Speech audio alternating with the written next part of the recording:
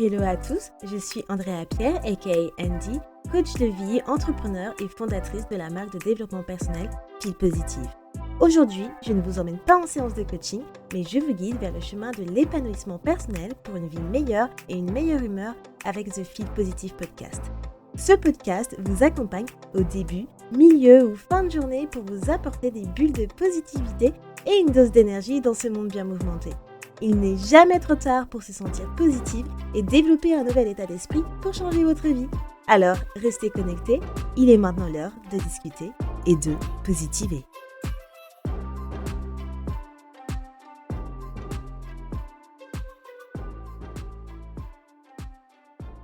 Aujourd'hui, on se retrouve pour la partie 2 de la création d'un épisode de podcast. Donc, vous avez vu, la semaine dernière, je vous ai fait une partie 1 avec un épisode sur toute la création d'un podcast. Donc, je vous ai vraiment mis toutes les étapes de création d'un podcast avec mes conseils, mes recommandations, mais aussi les erreurs à éviter. Et aujourd'hui, pour cet épisode, je voulais vous parler de comment j'organise en fait la préparation d'un épisode de podcast. Donc, mon organisation de A à Z. Mais avant de commencer, si vous me regardez sur YouTube, n'hésitez pas à liker cette vidéo et à souscrire à ma chaîne YouTube. Alors c'est trop bizarre parce que clairement, on a l'impression que j'enregistre en pleine nuit alors que j'enregistre en pleine journée. Le temps, il est tellement terrible en Angleterre que j'ai pas du tout de lumière du jour en fait. Clairement. Bref, c'était la petite aparté. Donc aujourd'hui, je vais vous parler donc des 3 phases donc de la préparation d'un épisode de podcast. Et quand je parle de préparation d'un épisode de podcast, je vous parle de ma préparation à moi. Bien évidemment, chaque podcasteur a des étapes de préparation différentes. Enfin, du moins, je le pense. Moi, je vais vous parler de mes étapes de préparation que je fais depuis le début et qui fonctionne à tous les coups et qui me permet d'avoir une très bonne organisation. Donc j'ai créé en fait une méthode qui s'appelle APL. Donc c'est pas une méthode, c'est simplement des acronymes qui me permettent à chaque fois de savoir comment structurer la préparation de mes épisodes de podcast. Donc j'ai A pour la phase d'analyse, j'ai P pour la phase de production et j'ai L pour la phase live qui est la partie phase promotion en fait du podcast. Donc dans la phase A, analyse, c'est là où je vais faire le brainstorming des sujets, où je vais faire les recherches sur certains sujets qui nécessitent des recherches et où je vais tout documenter. Donc comme je vous l'ai dit dans l'épisode de création de podcast, j'ai une note sur mon iPhone où je mets tous mes idées de podcast, tous mes idées d'épisodes, clairement. Et c'est ensuite où je brainstorm sur, ok, à quel moment je vais sortir cet épisode, oh, je pense que cet épisode, il est mieux de sortir maintenant parce qu'il y a quelqu'un qui m'en a parlé sur les réseaux et je pense que ça va être une bonne idée de le sortir à ce moment-là. Aussi, parfois, je peux sortir des épisodes en fonction de, on va dire, certains topics. Donc, par exemple, en décembre, vous voyez, je fais des épisodes qui sont très concentrés sur le mood de décembre, les attentes, comment préparer la fin de l'année, les choses comme ça. Donc, je réfléchis dans cette phase de brainstorming sur quel épisode je vais sortir à tel ou tel moment. C'est assez stratégique. Parfois, je fais simplement en fonction de ce que j'ai envie de sortir, mais c'est bien de réfléchir souvent en fonction des mois, puisque ça permet une audience précise, je dirais. Donc, dans cette phase d'analyse, j'utilise également, en fait, un template de podcast que j'ai créé. Donc, en fait, j'utilise un fichier Excel sur Google Drive que, du coup, j'utilise à chaque fois pour savoir où j'en suis justement dans la création de mes épisodes. Donc, du coup, dans ces templates-là, je vais avoir une colonne pour les jours où je sors mon podcast. En l'occurrence, pour moi, c'est tous les lundis. Donc, je vais avoir tous les lundis pour chaque semaine. Je vais avoir la date également. Je vais avoir une colonne pour le titre de mon podcast, une colonne pour les ressources de l'épisode, et etc., etc. Donc, si c'est un épisode feel good, un épisode feel secure, feel spiritual, etc. Et avec aussi la partie YouTube, puisque maintenant je fais sur YouTube. Cette template-là m'aide à m'organiser et de ne pas avoir du brouillon. Comme ça, je sais en fait quel épisode j'ai sorti auparavant. Parce que parfois, on peut avoir des sujets qu'on a sortis et on oublie qu'on a sorti ces sujets-là et on va peut-être recréer un épisode sur le même sujet alors que ce n'est pas nécessaire.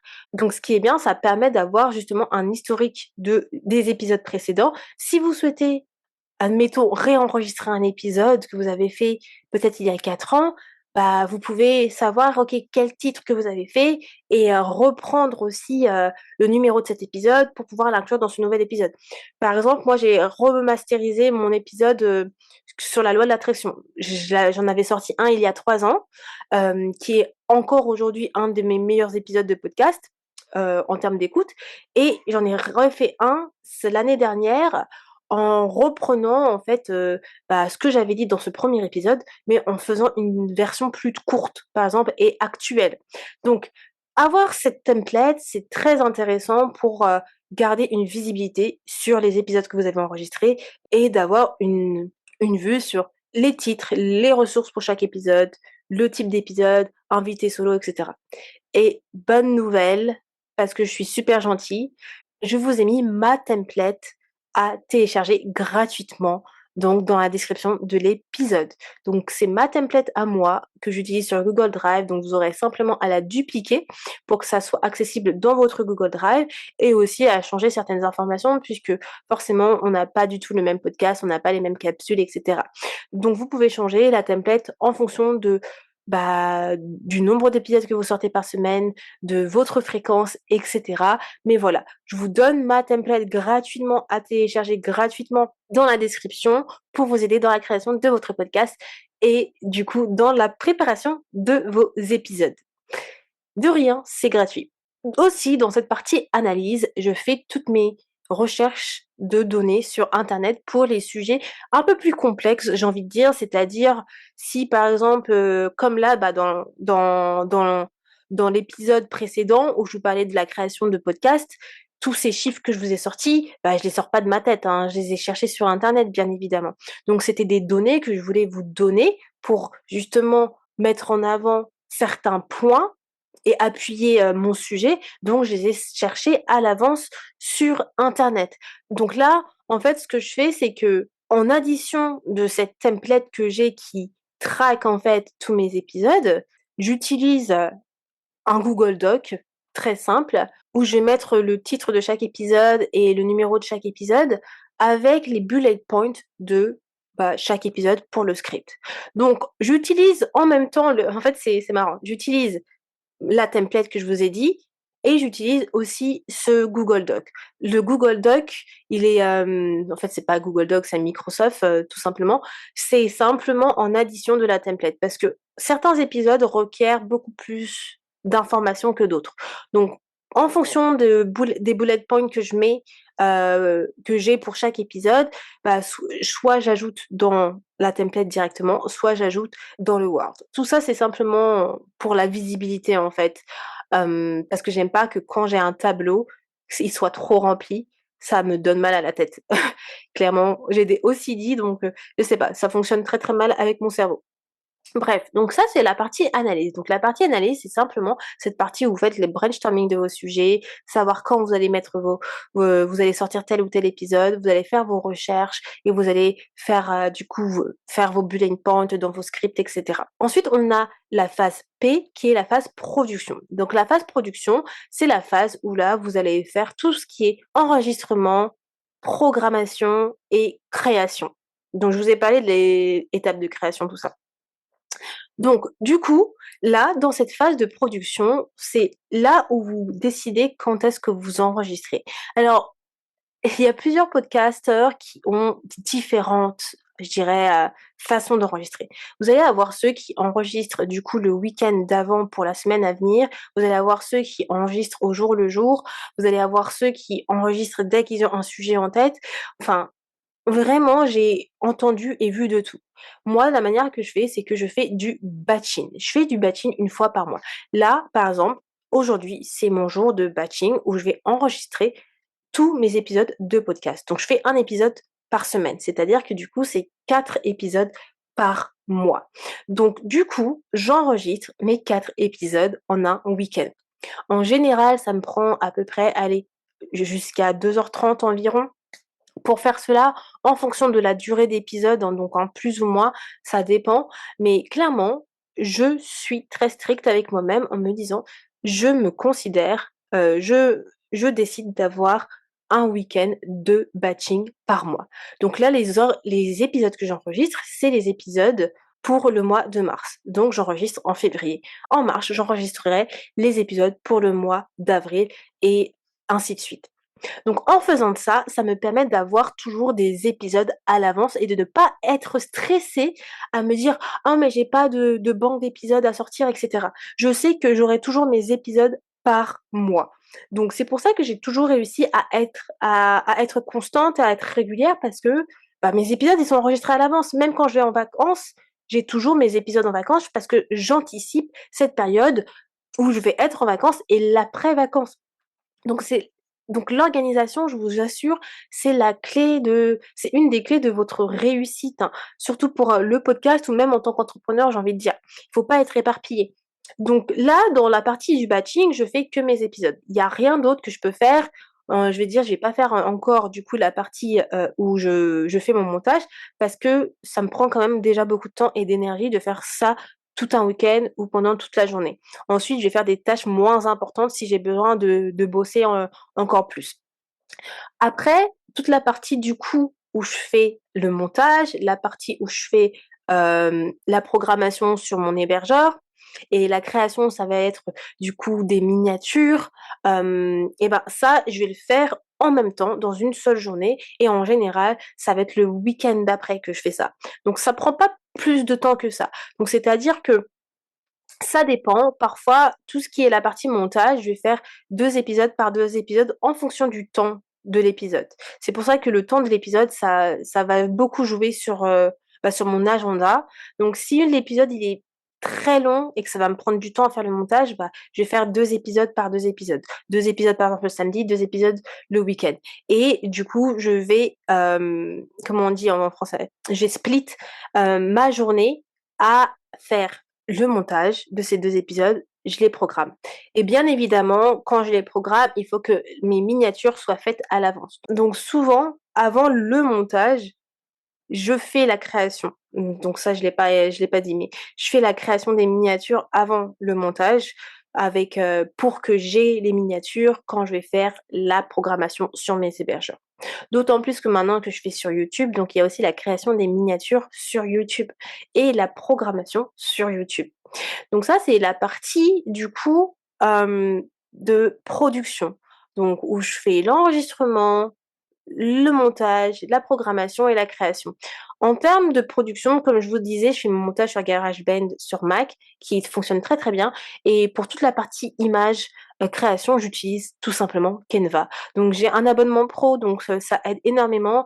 Et Canva, je pense que c'est la solution à tout, hein. Si effectivement vous avez des logiciels plus poussés comme la suite Adobe, c'est génial. Mais moi, franchement, j'adore Canva et puis, ça fonctionne très bien pour le moment.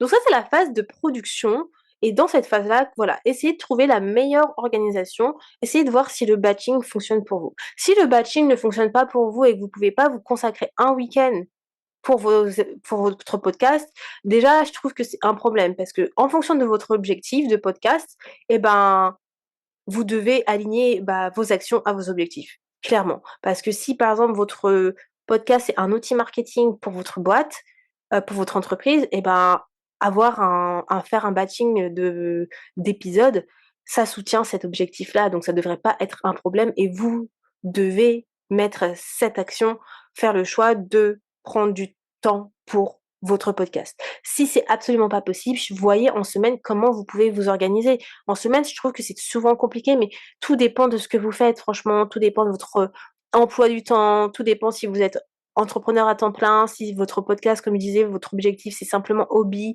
ou pour un outil marketing. Voilà, c'est pourquoi dans la création de votre podcast, il y a vraiment toutes ces réflexions à se faire puisque au final, quand vous allez organiser vos épisodes, il y a pas mal de choses à en prendre en considération. Et la dernière phase, c'est la phase live, donc la phase que j'appelle live, qui est au final la phase de promotion, d'engagement. Parce que ça ne s'arrête pas simplement à la phase de production et le podcast, ça va beaucoup plus loin et c'est là où il y a énormément de travail. C'est que ensuite, dès que vous avez programmé votre podcast et que votre podcast va sortir sur les plateformes d'écoute, vous devez quand même engager, vous devez promouvoir votre podcast. Sans promotion, bah, votre podcast, il ne va pas réussir à avoir le nombre d'écoutes escompté et que bah, vous allez toujours rester au même point.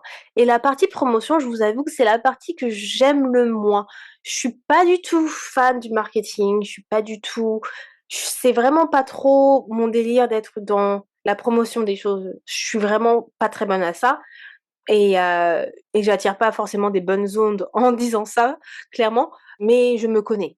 Donc je sais que c'est pas un de mes points forts. Et c'est quelque chose que j'ai dû apprendre, que c'est quelque chose que je dois faire pour justement faire évoluer mon podcast.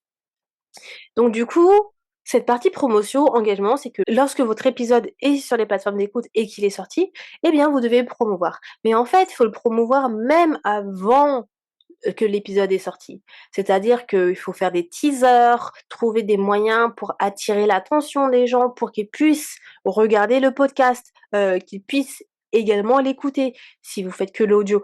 Donc du coup, en fait, même avant la sortie de l'épisode, vous avez cette promotion à faire, cet engagement pour attirer de l'audience sur votre podcast. Donc il y a du avant, du pendant et du après. Donc ça c'est la partie avant. Pendant, c'est quand votre épisode il sera sorti, vous allez toujours promouvoir. Vous allez toujours promouvoir votre épisode sur les réseaux sociaux, dans votre newsletter, auprès des gens, même faire du bouche à oreille aussi, hein. Par exemple, là encore une fois, moi, mon épisode sur la doula, j'en ai parlé à mes copines mamans, disant j'ai fait un épisode sur la doula, je pense qu'il va te plaire. Donc, c'est comme ça, même votre bouche à oreille avec vos proches, etc. Quand vous savez qu'il y a un épisode qui peut les intéresser, vous leur envoyez leur épisode, vous faites votre bouche à oreille, comme ça. Vous faites votre promotion sur les réseaux sociaux, comme j'ai dit. Si vous avez une newsletter, pareil, sur votre newsletter, vous faites. Si vous avez un blog, c'est aussi un moyen où vous pouvez faire un article de blog sur votre site internet pour votre blog. Ça vous permet justement d'une, d'avoir du référencement naturel et de deux, bah, d'attirer du trafic sur votre site internet, sur votre blog sans grands efforts. Ensuite, vous allez avoir la partie après, donc après que votre épisode soit sorti. Là, vous avez encore de la promotion à faire, c'est-à-dire que vous pouvez toujours engager avec les gens, vous pouvez toujours promouvoir certains épisodes, certains anciens épisodes de podcast. Hem, Parce que plus vous le faites, mieux c'est, en fait. Et à vrai dire, en toute honnêteté, c'est pourquoi cette partie promotion, cette phase live, c'est celle que j'aime le moins parce que c'est celle où je suis le moins bonne et c'est celle que je fais pas assez. Je ne promouvois pas assez mon podcast. Et aujourd'hui, je suis très contente des résultats que j'ai car j'ai des très bons chiffres en termes d'écoute, mais je suis pas là où j'ai envie d'être avec mon podcast, par exemple. Et je sais que je peux très bien faire mieux, mais c'est que sur cette partie promotion, je passe pas assez de temps. Promouvoir avant, c'est beaucoup de travail. Promouvoir pendant, c'est beaucoup de travail. Et promouvoir après, c'est beaucoup de travail. Et rien qu'avant les deux phases que j'ai fait, production et la partie analyse, c'est déjà aussi beaucoup de travail. Donc c'est pourquoi je vous dis que le podcast, c'est pas de tout repos. La partie promotion, c'est quelque chose que je struggle beaucoup puisque j'aime pas passer du temps sur les réseaux et je trouve que rien qu'avec Fil Positif, je passe beaucoup de temps sur les réseaux alors que en vrai, j'en passe pas énormément, mais j'ai d'autres choses à faire. Mais là encore, comme je vous l'ai dit, quand vous avez des objectifs, et ben parfois vous n'avez pas le choix. Si vous souhaitez réussir vos objectifs, vous devez faire bah, les actions pour pouvoir arriver là où vous souhaitez être.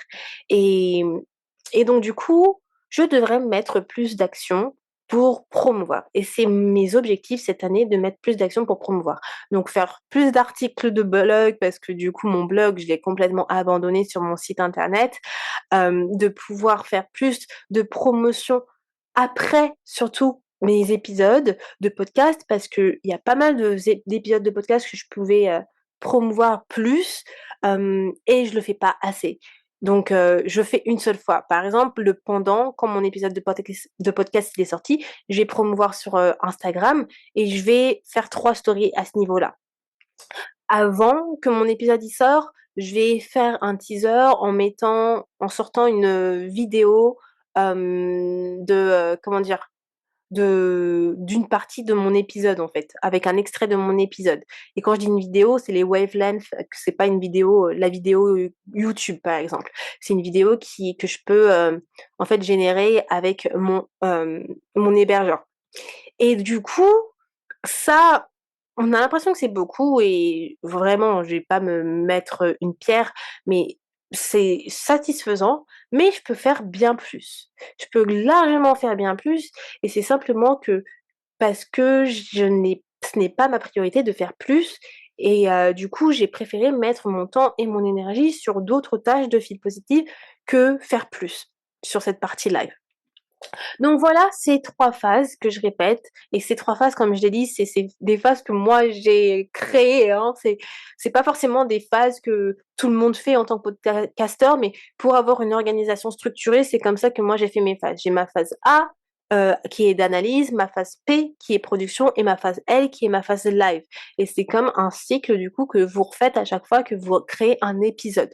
Donc vous pouvez créer vos propres phases, vous pouvez créer votre propre organisation, mais voilà, en tant que personne qui a un podcast depuis 4 ans et qui, je trouve, fonctionne plutôt bien et qui est toujours sur le marché des podcasts, yes! Donc je pense que cette organisation m'a vraiment, cette organisation, cette structure m'a vraiment permis d'être là où j'en suis aujourd'hui avec mon podcast. Donc je vous la recommande, vous pouvez très bien suivre mon modèle si ça vous plaît, il y a pas de problème. Utilisez mon template pour organiser vos épisodes, il y a pas de problème, c'est gratuit et j'espère que ces 2 épisodes que j'ai faits sur le podcasting vous ont plu.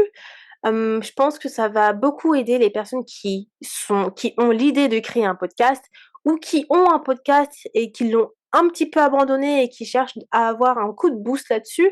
Donc voilà, c'est pour vous. Moi, j'adore le podcasting. Je ne compte pas arrêter mon podcast d'ici, demain la veille, clairement. J'adore mon podcast. J'ai encore pas mal de choses à créer avec mon podcast. Vraiment, j'ai une vision très claire sur Feel Positive et aussi sur le podcast et j'aimerais aussi, bah, voilà, atteindre mon 1er 000 000 d'écoutes un jour ou l'autre et tant que ce n'est pas arrivé, je serai toujours là.